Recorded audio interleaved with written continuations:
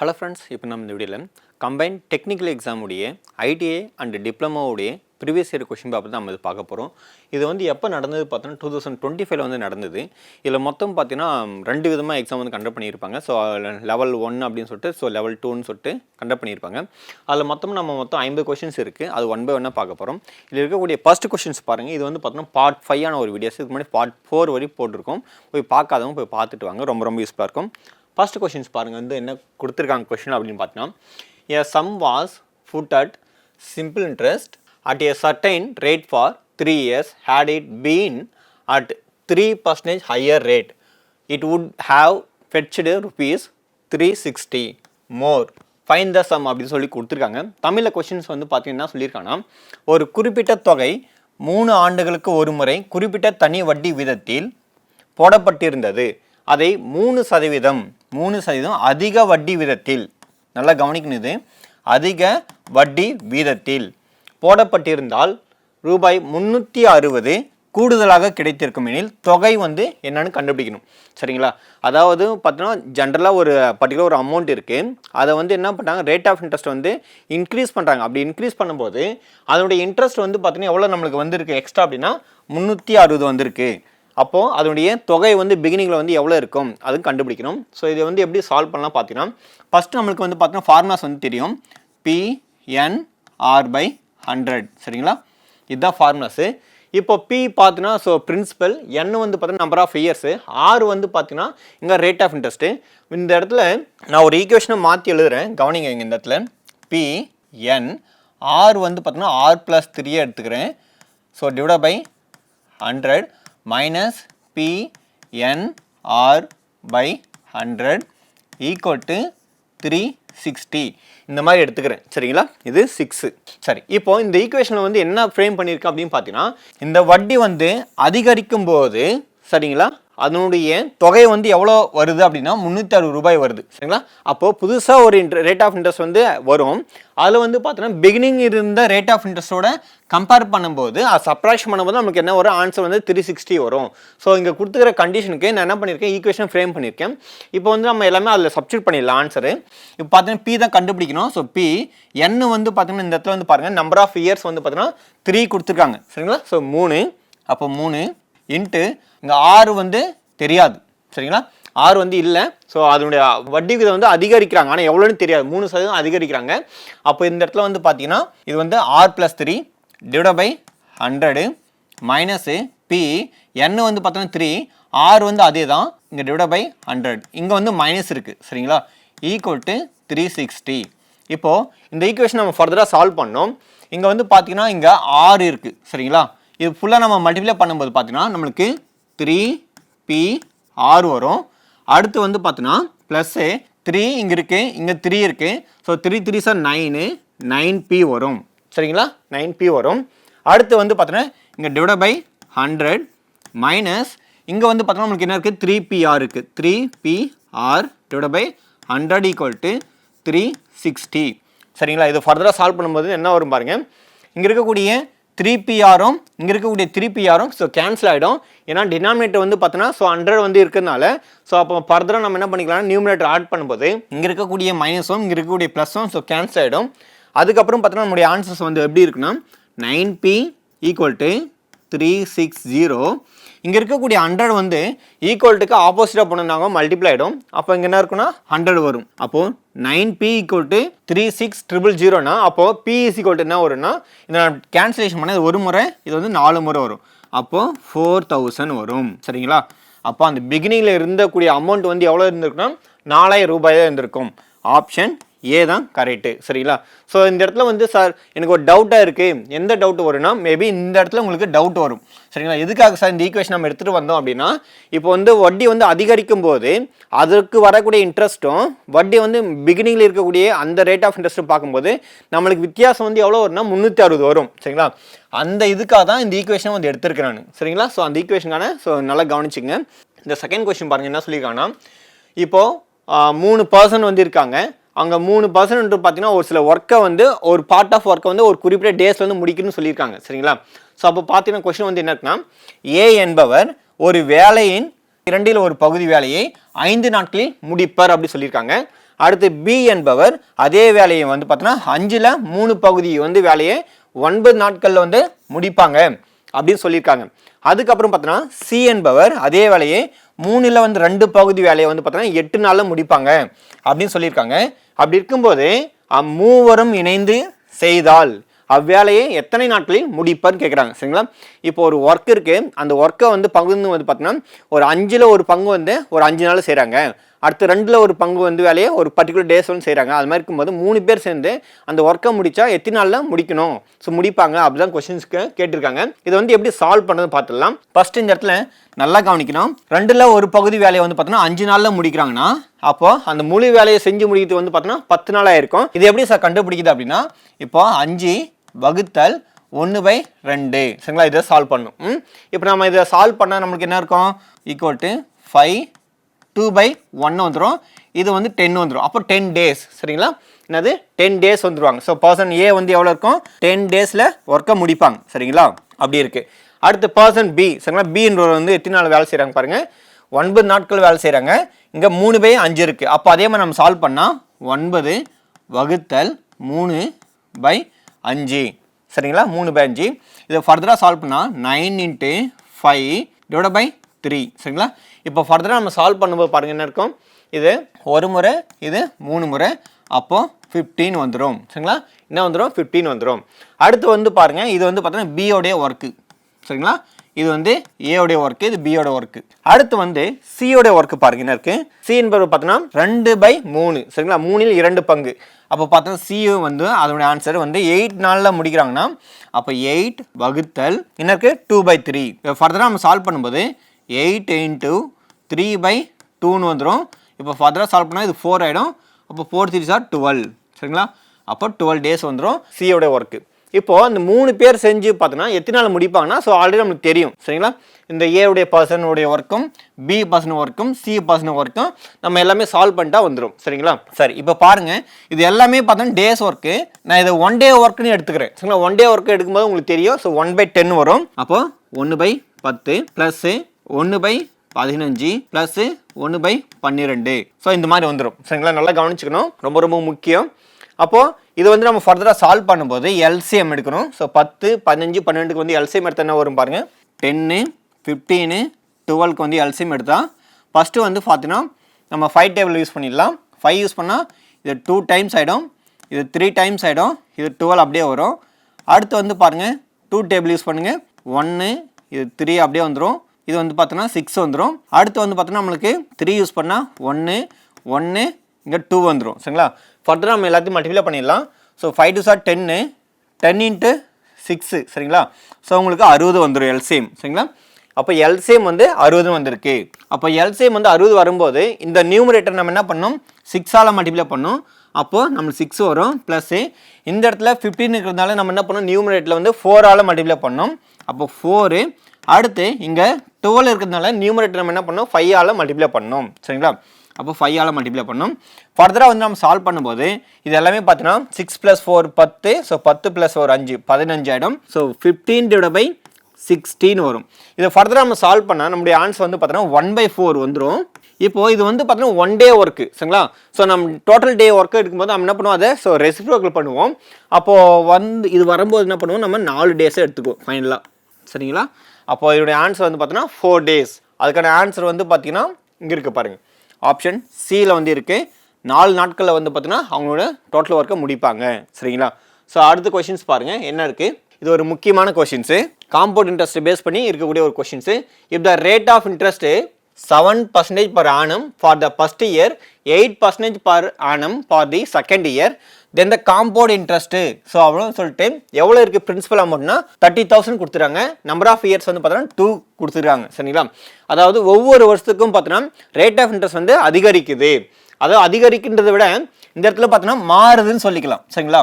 First வருஷத்துக்கு வந்து 7% இருக்குது, செகண்ட் இயருக்கு வந்து பார்த்தோன்னா 8% இருக்குது. அப்படி இருக்கும்போது அட் த எண்ட் ஆஃப் இயரில் வந்து எவ்வளோ அமௌண்ட் வந்து இருக்கும் அப்படின்னு கண்டுபிடிக்கணும். இப்போ பார்த்தீங்கன்னா ஃபஸ்ட்டு இதுக்கான ஃபார்முலாஸ் வந்து ஞாபகம் வச்சுக்கணும். Amount is equal to P × 1 + R1/100. திருப்பம் பார்த்தீங்கன்னா இந்த இடத்துல 1 + R2/100 சரிங்களா? இந்த மாதிரி வரும். அதாவது இந்த இடத்துல ஒவ்வொரு ரேட் ஆஃப் இன்ட்ரெஸ்ட் வந்து அதிகரிக்குது இல்லை மாறுதுன்னு சொல்லும்போது இந்த மாதிரி தான் ஃபார்முலாஸ் வரும். இன்கேஸ் வந்து இன்னொரு இயர் கேட்டுதாங்கன்னா நம்மளுக்கு அங்கே 1+R3/100 இந்த மாதிரி வரும். அப்போ எல்லா வேலையும் நம்ம சப்ஸ்டிட் பண்ணிடலாம். இப்போ பார்த்தீங்கன்னா பியோட வேல்யூஸ் வந்து பார்த்தீங்கன்னா என்ன கொடுத்துருக்காங்க அப்படின்னா கொஷனில் 30,000 கொடுத்துருக்காங்க, 30,000 கொடுத்துருக்காங்க. அப்போ பாருங்க 30,000, அதுக்கப்புறம் 1+R சரிங்களா? ஆர்னா என்னது, ஃபர்ஸ்ட் வருஷம் எவ்வளோ இன்க்ரீஸ் ஆகுது, அதாவது ரேட் ஆஃப் இன்ட்ரெஸ்ட் வந்து பார்த்தீங்கன்னா 7 கொடுத்துருக்காங்க சரிங்களா? 7/100. அடுத்து வந்து செகண்ட் இயருக்கு வந்து எவ்வளோ கொடுத்துருவாங்கன்னா 8% கொடுத்துறாங்க. அப்போ 8/100 வந்துடும், 8/100. இப்போ நம்ம ஃபர்தராக இதை சால்வ் பண்ணும்போது நம்முடைய ஆன்சர் வந்து என்ன வரும் பாருங்க, 30,000.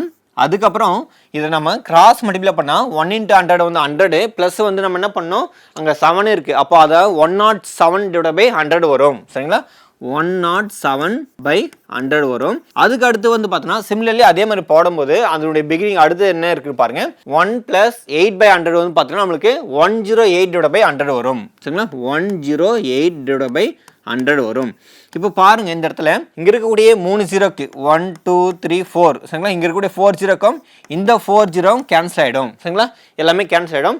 அப்போ ரிமைனிங் நம்மளுக்கு என்ன இருக்குன்னா 107 × 3, அடுத்து பார்த்தா 108 நம்ம மல்டிப்ளை பண்ணிட்டா அதுக்கு ஒரு ஆன்சர் வரும். அது செக் பண்ணிடலாம். ஃபர்ஸ்ட் 107 நம்ம 3ஆல் மல்டிப்ளை பண்ண என்ன வரும் பாருங்க. ஸோ 3 7s are 21 அப்படியே போட்டுடலாம், ஏன்னா பக்கத்தில் ஜீரோ இருக்குது. அடுத்து 3 1s are 3, ஸோ 3 2 1 வந்துடுச்சு. அடுத்து வந்து பார்த்தீங்கன்னா 108 இருக்குது சரிங்களா? அப்போது 108யும் 321 நம்ம என்ன பண்ணோம் மல்டிப்ளை பண்ணணும். 108 321 சரிங்களா? ஃபஸ்ட்டு 1ஆல் பண்ணும்போது உங்களுக்கு சேமாக தான் வந்துடும், 108 வந்துடும்.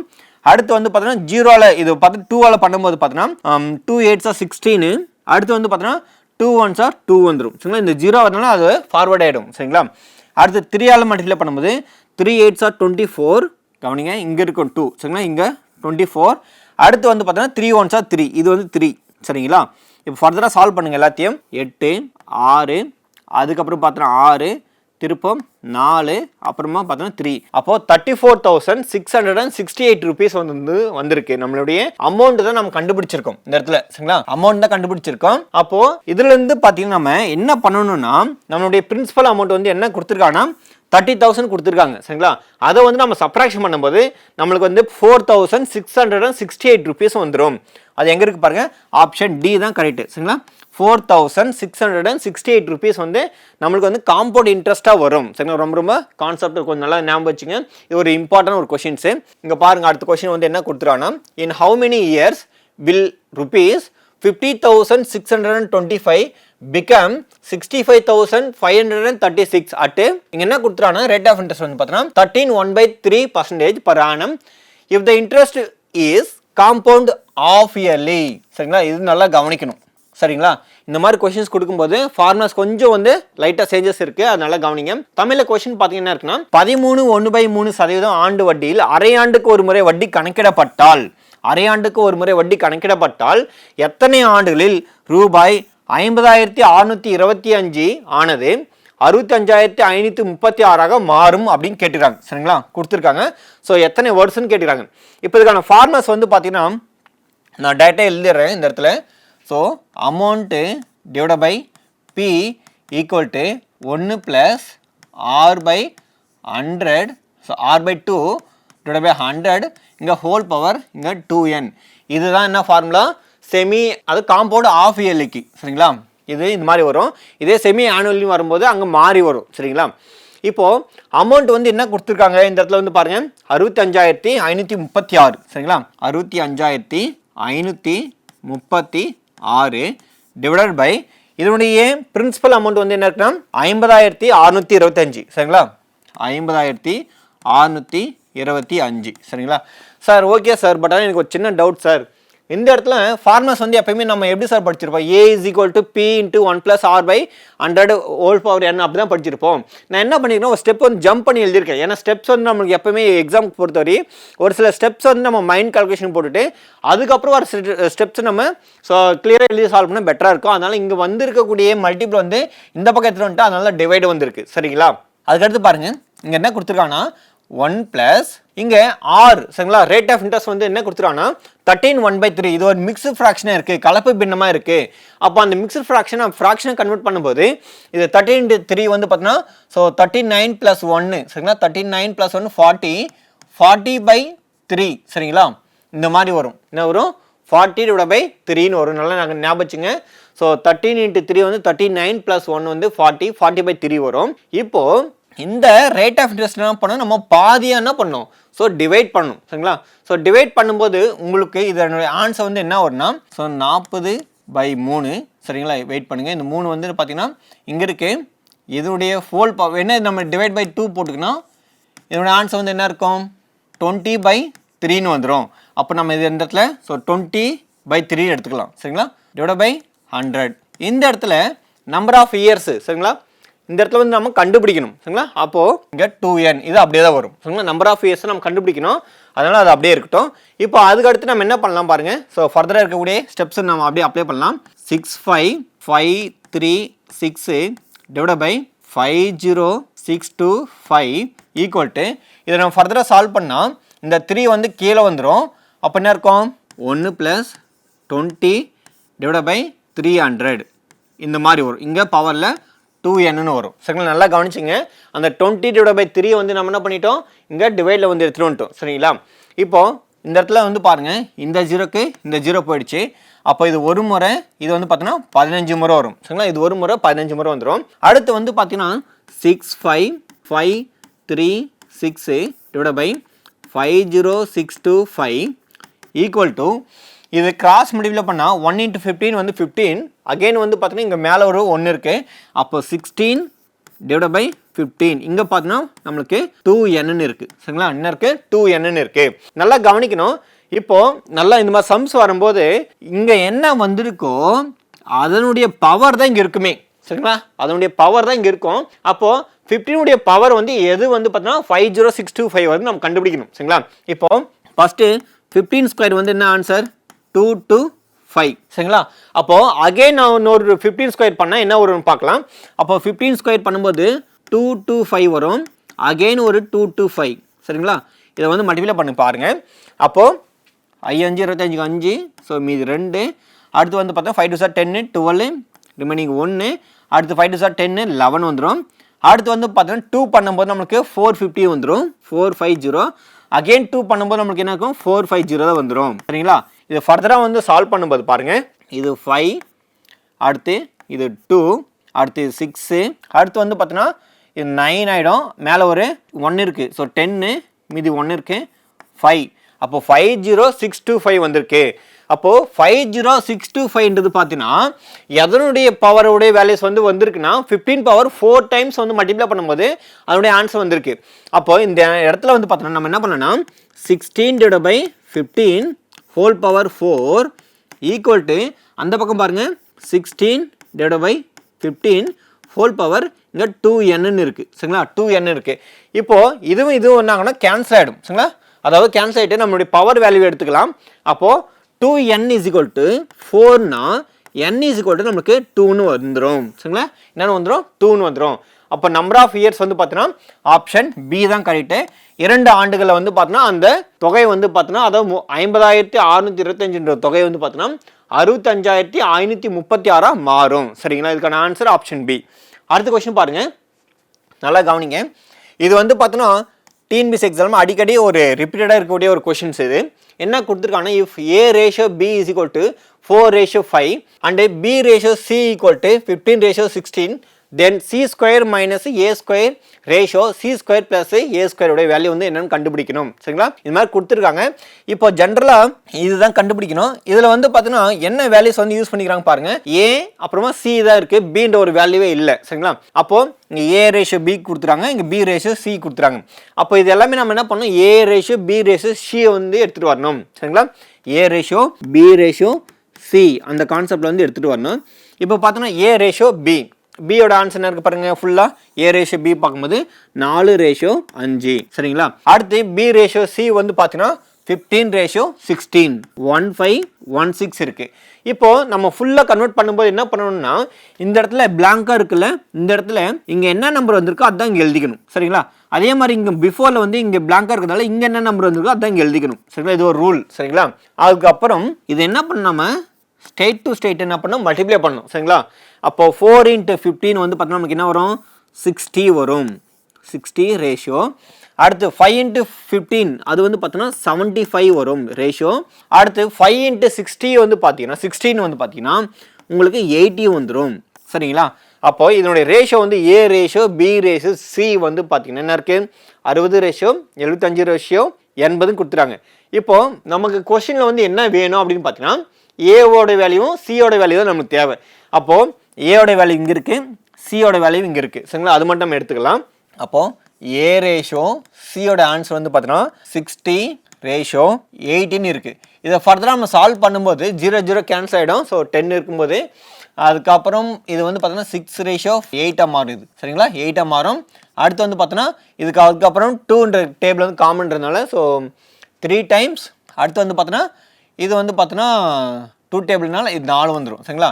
அப்போ ஏ ரேஷியோ சி வந்து என்ன இருக்குது, 3 ரேஷியோ 4. சரிங்களா? இந்த மாதிரி கிடச்சிருக்கு.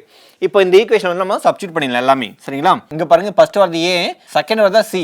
அப்போ சி ஸ்கொயர் வரும்போது 4 ஸ்கொயர் 16 மைனஸ் ஏ ஸ்கொயர் வந்து பார்த்தீங்கன்னா என்ன இருக்குது, இங்கே ஏவோட ஆன்சர் வந்து 3 இருக்குது. அப்போ 3 வந்து சப்ஸ்டியூட் பண்ண இருக்கும் 9 வந்துடும் ரேஷியோ. அடுத்து பாருங்கள், இது ரெண்டுத்தையும் என்ன பண்ணணும், சம் பண்ணணும். சரிங்களா? ஸோ இங்கே சென்டர் வந்து ப்ளஸ் இருக்குது. அப்போ 16 + 9. அப்போ ஃபர்தராக சால்வ் பண்ணால் 16 - 9 வந்து என்ன இருக்கும் பார்த்தீங்கன்னா உங்களுக்கு 7 வருமா? ஆமாம். சரிங்களா? 7 ரேஷியோ இங்கே என்ன பாருங்க 25 வந்துடும். சரிங்களா? அப்போ என்னுடைய ஆன்சர் வந்து எங்கே இருக்குது பாருங்கள், இங்கே இருக்குது பாருங்கள். 7 ரேஷியோ 25 வந்து ஆன்சர். இதோடைய ஆன்சர் வந்து இந்த மாதிரி தான் இருக்கும். இன்கேஸ் வந்து இதே கொஷனில் வந்து இன்னொரு விதமாகவும் கேட்பாங்க. சரிங்களா?